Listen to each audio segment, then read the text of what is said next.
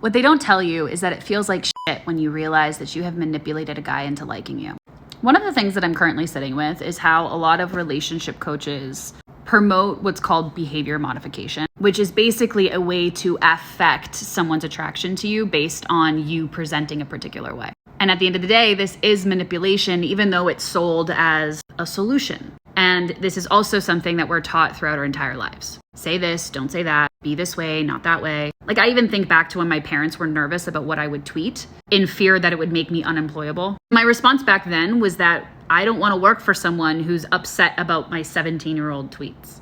I had more confidence then, because once I hit college, I started to learn that people didn't like the fullness of me. That being exactly who I was as an ever-evolving and changing creature was not tolerated. So I learned to put on this really delicate mask, delicate as in fragile. So anything that did not validate that mask had to be a secret. So all of my energy went into maintaining those secrets, because if they came out, that mask would fall apart.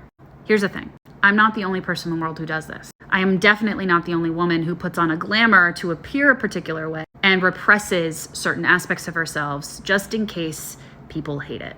But here's the thing. The part of you that you are repressing does not go away. If anything, it grows and starts to go rogue. And this is the beginning of self-sabotaging behaviors. If we're not careful, we won't even recognize that we're doing it.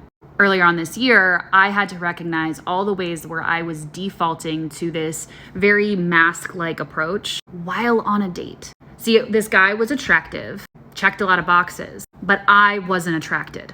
And instead of just being my authentic self, I put on this mask that a lot of women are taught to carry. We are curious. We ask a lot of questions. But if you've read Dale Carnegie's book, How to Win Friends and Influence People, or watched How to Build a Cult on Netflix, you'll learn that that curiosity is actually manipulative, because it allows someone to be more interested in you because you present as someone who's more interested in them. Now flash to any coach you've seen on this platform or other platforms, and you'll start to recognize that they're all selling you the same thing.